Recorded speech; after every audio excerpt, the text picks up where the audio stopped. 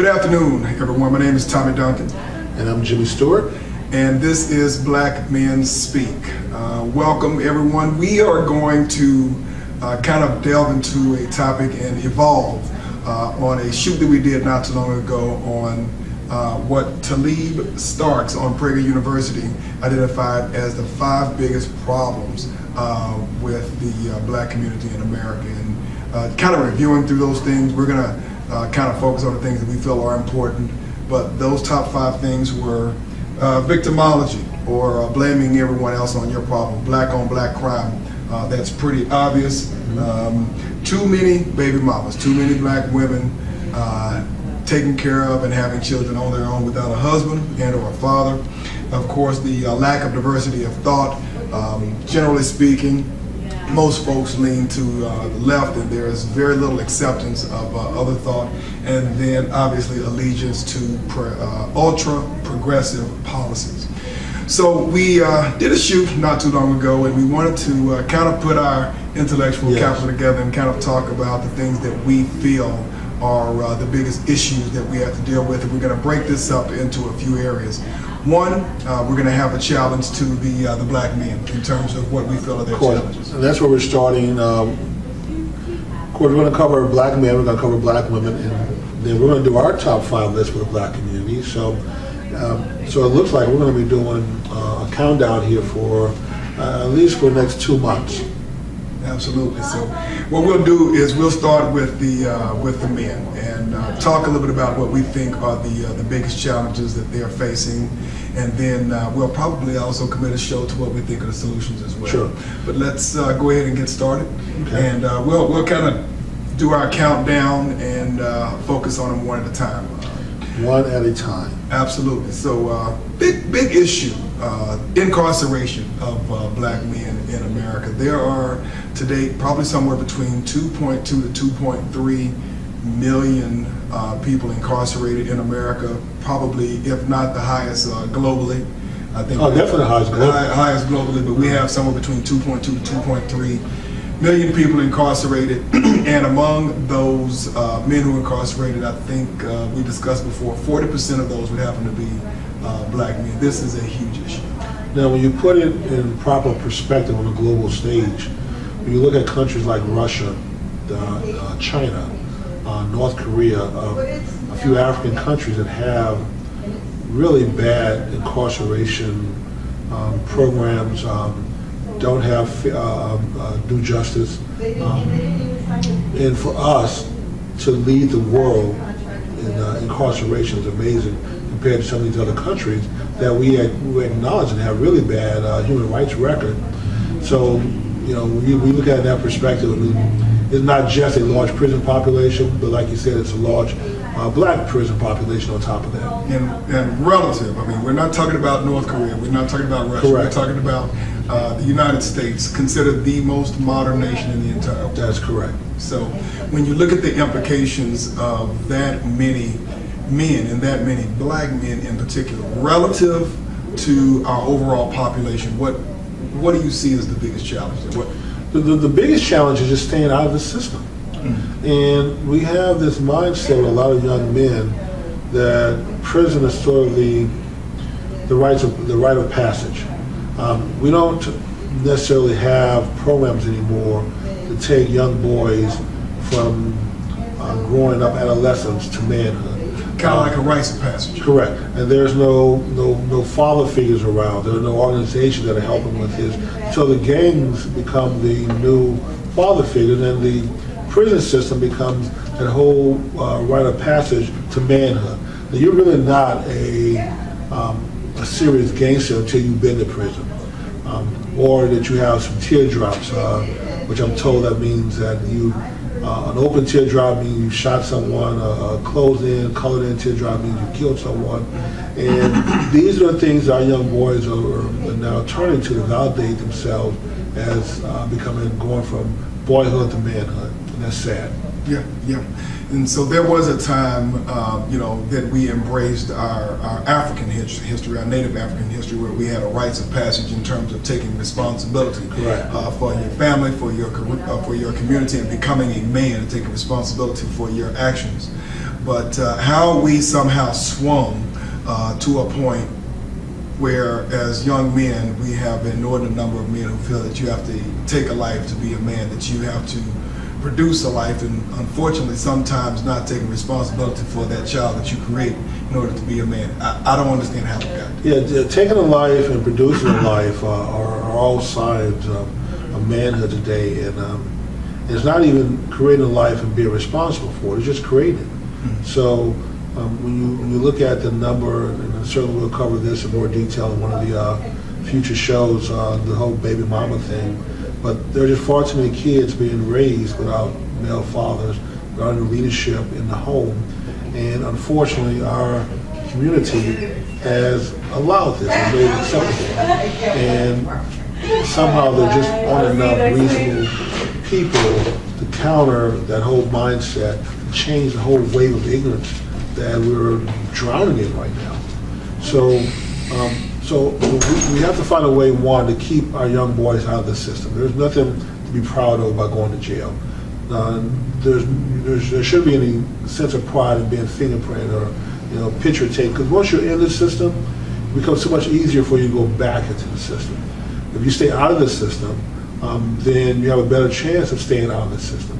So I think our first step would be to try to reach out to young boys and say, look, stay out of trouble. Do not give law enforcement any reason to arrest you, to fingerprint you, to picture you, then you become part of the system.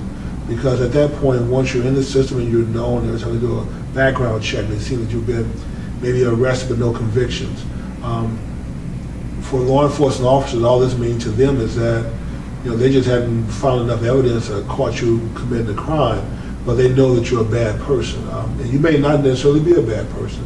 So, but it already stigmatizes you to society to say that you're not the kind of person that we want working in our offices or in our companies. And then law enforcement may feel a need to try to get you off the street because you're a thug and you're a criminal and you've been arrested several times and nothing is stuck. So, if we have to bend the rules just a little bit to put you away, we're willing to do that because the bigger picture, our job is to keep society safe. Right. And it's interesting. I remember seeing a movie not too long ago. It's been a few years out, but there was a movie called The Great Debaters. I don't know if you recall. Yes. Forrest Whitaker was a minister, and then of course he had a young son who was one of the great debaters, or one of the students, at the school. And interestingly enough, he and his family, his wife and his son, were on a trip, and there were these guys. He was driving too fast and he ended up hitting a pig, and so he ended up killing the pig. And these guys, Caucasian men, came out, and they obviously were giving him the business, and they were disrespecting him. And so he went out and helped the men pick up the pig, and they humiliated him in a way. And they came back, and the guy, without begging and pleading for his life, he was humbled, and that was something that his son wasn't accustomed to seeing because his father was a minister. He was very confident. He was a very proud man. And his son came up to him later, like, Dad, why didn't you stand up to those men? And he said, I need to be a father, and I needed my son to have a father.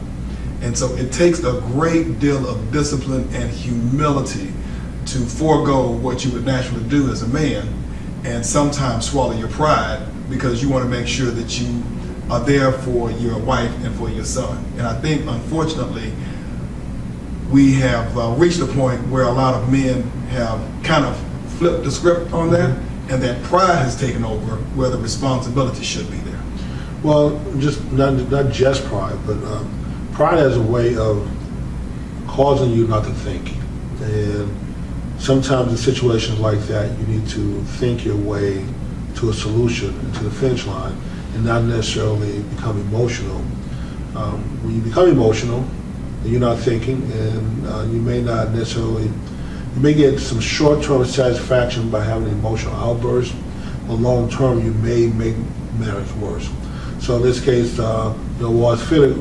Forrest Whitaker, taking the right approach to humble himself a little bit, diffuse the situation, and just let it go. I mean, so what? They're showing their ignorance and acting a fool, being disrespectful towards him.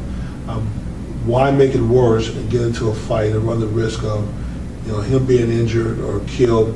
I have my family here; I could put them in danger. So why risk that over some short-term satisfaction of knowing that I stood up to him, when you can just kind of let it go and live the fight, the battle another day? Exactly, and even biblically speaking, they said that pride comes before a man's fall. Yes, that is true. Okay, but with that being said, this is incarceration rates and taking at least easily 1 million men, fathers, husbands, mentors, engineers, politicians, teachers out of the equation in our community is catastrophic, and I think is truly one of the major issues that we have in our community, and especially considering the number of women who are taking full responsibility for being homemaker, for being mother, for being father, etc. And so it's something that we definitely have to address. Number two, and it's one of those things that we talked about briefly before, and that's the homicide rate.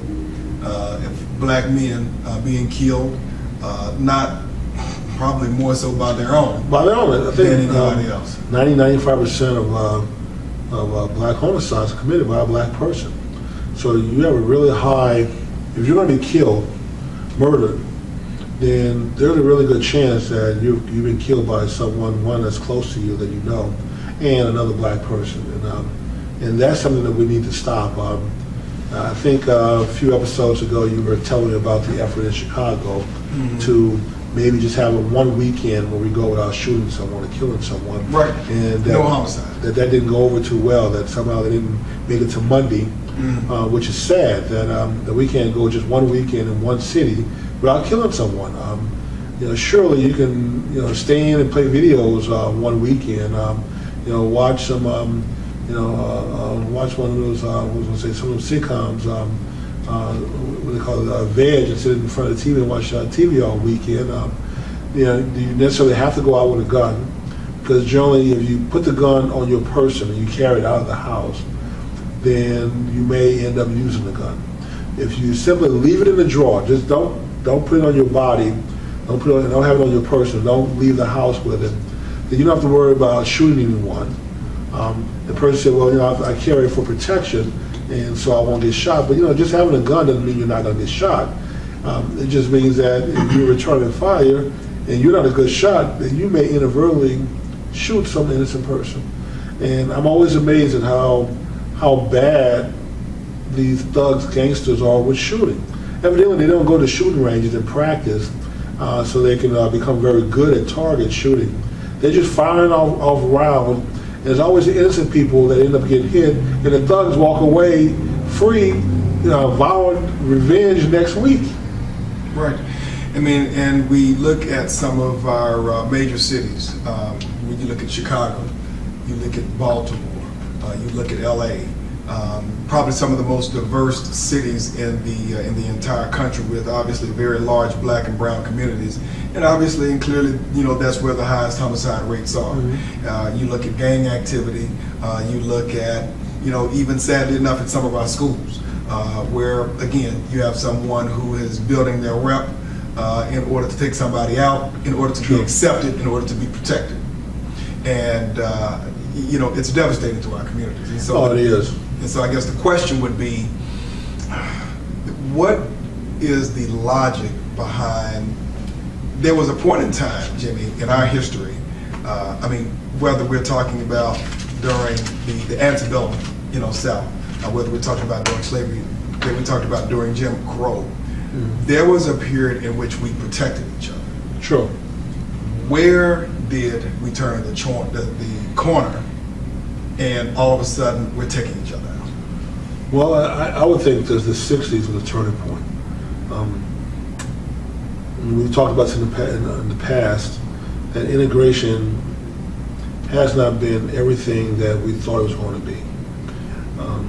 We were allowed to sit in and share the lunch counters and the bathrooms and the water fountain, move into white neighborhoods and work for employers that generally were predominantly white.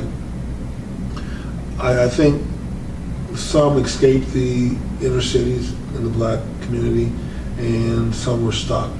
And the ones who stayed behind that we consider stuck, when you combine a lack of opportunities, a lack of jobs, a lack of fathers, because the state stepped in with the war on poverty to help poor families, and really this has been devastating for us because it took the pressure off black men to be responsible. When you don't have to be responsible for anything, you're now free to go out and make bad choices. When you're a father, a husband, you have a family that you're responsible for, you really can't, like in the case with the great debaters for Forrest Wood, he can't make a bad decision there. Right. Because it would have been disastrous for not just him, but potentially for his family. And that was the pressure that black men lived under. You take that pressure away, where you can go out and make bad decisions. You can go out and sling dope. You can be a gangbanger. You can do foolish, crazy things. Get yourself locked up in jail for a few days or a few weeks or a few months and come home. These are not the kind of behavioral traits that successful people engage in. But when you don't have any responsibilities, then you can be as irresponsible as you want to be, because there's no consequence. Right. And the people that you're hurting are just your family and children, but you don't really care that much. You don't care enough about them to stay on the right track. You certainly don't care enough about them. You don't care enough that you're hurting them with your behavior and your activity. And then certainly, if you are incarcerated and thrown in jail and you have to go away for years, I'm amazed at the number of people who seem to think that this is okay, and doing 5 years and 7 years and 10 years in prison is something that to be proud of, and it's not. Right. I just can't imagine giving away that much time of my life to the state for doing something foolish. Right. Another thing that we have to take into consideration that contributes to this, Jimmy, and we've talked about this before, is the education. A lot of our urban schools in a lot of areas where we have large populations of black, and so we already know that statistically speaking, they start building institutions of incarceration based upon the performance of kids in their 4th, possibly 5th grade. And they already know, based upon the next wave is going to be. Exactly. They know within the next generation where they need to start a house and they need to start building. How much capacity needs to be added to accommodate the next wave that's coming. You're right, based on those test scores. And so that feeds into both the incarceration and the homicide. Because if a kid has no future, then typically they're going to end up, they can't do anything legal because they don't have the skills and the opportunity, they're going to end up doing something illegal, that is true. Which is going to lead them to prison or going to lead them to death. And this is why it's important that we try to catch, especially young black boys, early in life. The school systems need to understand that young black boys can be very aggressive at school. You can't take away recess and expect kids to sit there for 9, 10 hours a day and be still and be quiet. Young boys, especially black boys, are not designed that way. The other thing is rather than pitying the young student, with young black boys, you have to sort of demand and overload them with work. It's best to give them too much than too little. It's best to give them a challenge. To say, listen, the rest of the class is going to read 1 book a week, but I expect you to read 2 books a week. And you also need to stay on track and keep pace. And this is a challenge I'm presenting to you because I know you can do it. A lot of times, the lack of belief in another person kills the desire to move ahead. These kids are sitting in classrooms. Obviously, they're being taught by teachers sometimes who don't believe that they're capable, even though young black boys in pre-K and kindergarten are at the top of the class when you test them, and then by 6th grade they're in the back of the class being put in special ed classes. I mean, what happened? How do you go from being the most productive and the smartest kids when you first come in through the door, and then 6 years later somehow the system has moved you all the way to the back of the class if you're still in the class? Right. They may have moved you into a special ed class and labeled you with some kind of learning disability, which then really dooms you. And then, of course, we all know what happened. At some point, our young boys give up and drop out of school, and which is why we have the highest dropout rate for young black boys in the nation. It's embarrassing. And you have a socialization process and you also have a lack of parental involvement that contributes to the fact of that kid going from the front of the classroom to the very back of the classroom. And that kind of leads, Jimmy, to our next topic is underemployment and or unemployment of black men in this country. It feeds into that, correct, because we already know that the formula in America, and it doesn't work all the time, but it does work most of the time, is you go to school, you go to college, you earn the best grades you can, you get a degree, and then you come out and you sell your skills, your knowledge, and your time to an employer. And generally, that's enough to get you a fairly middle-class existence. You can also apply that to a trade. Air conditioning guys, plumbers, electricians who make Very good money. Same process if you would just do that. But when you don't have a trade, you don't have a skill, you don't have any knowledge to sell, and like you said, then you are put into a group of people that are going to end up being parasites of society because you can't contribute anything. And you're going to feed off the rest of it by stealing a car, by breaking into a house, by pulling a gun or a knife on a person, taking their wallet, their purse. You're going to victimize society in some way. And not that you're necessarily a bad person. You are making bad choices in life. It's just that we all want to survive. Like you said, if this is the only way you know to live, then you're going to do what you know. And unfortunately, a lot of these kids just don't realize they can do something different.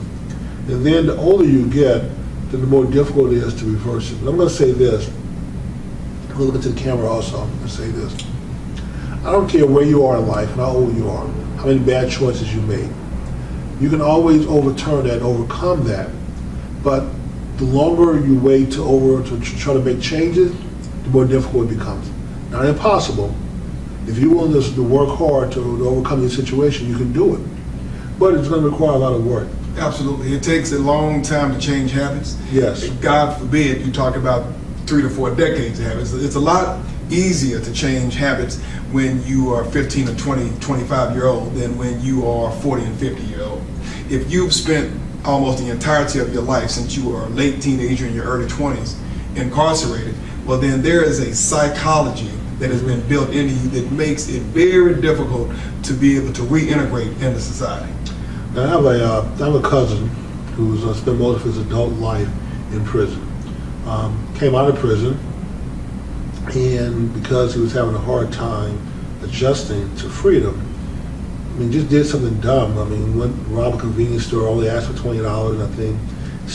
Called the police, sat there outside the place for the police to come, gave him the $20 back once the cops came because he just wanted to be arrested and have his parole revoked and go back into prison because prison is what he understood. So when he finally got That's out, where he thought he had more control, or what was it? I think it was just a matter that he understood prison life. It was regulated. He had 3 meals. He didn't have to worry about trying to find a job, a place to stay. He knew people there, and I'm pretty sure after a period of time he had established some rank within the prison system. I don't know how the caste system works there, but out here he's just nobody. And so finally a few years ago he got out, and this time he was determined he wasn't going back. And he had to work. He worked very hard. He found a job, I think, working in some kind of like a warehouse job. Came to work every day, put in extra time, did everything that was asked of him. But anyway, to fast forward, now he's a manager with a company, a company car. He's doing quite well. So my point is that it's not impossible to overcome your past mistake. But my cousin did have to humble himself. He had to take a very, very crummy job, a job that nobody wanted, and that nobody wanted to do. But he had to do all the things that no one else wanted to do. He had to do it with a smile on his face, and he did it proudly every single day. He didn't mind starting off with the most inhuman job in the warehouse that they could throw at him. But he did it. He paid his dues. And he was able to overcome that. So my point is that if you can't read, go to school and learn to read. If you didn't finish high school, go to night school and get your GED. If you had some desire to be any kind of professional person or take up a trade, go do that. Do it on weekends, do it at night. But then on the other big thing is stay out of the criminal justice system? Oh, absolutely, absolutely. Because once you have been incarcerated, once you've got that flag on you, it is extremely difficult because it disenfranchises you in terms of what opportunities that you have. When you look at the political system, it takes you off the radar politically. You can't vote. Exactly. It's hard for you to participate. Why participate in a system that you can't participate in?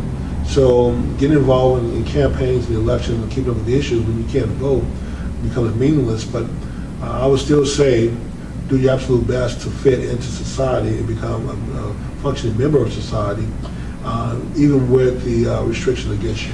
But Jimmy, one of the things in kind of keeping up with the unemployment and underemployment of black men being a high priority problem, we may have to consider looking at some alternative strategies, because ultimately most men and women within our community do not have access to power that determines where they're going to be employed, having access to networks. I mean, probably with the exception of folks who, maybe gone to certain schools, they've built a network, and so as a result, they are a lot more agile in terms of moving from place to place within a corporate America.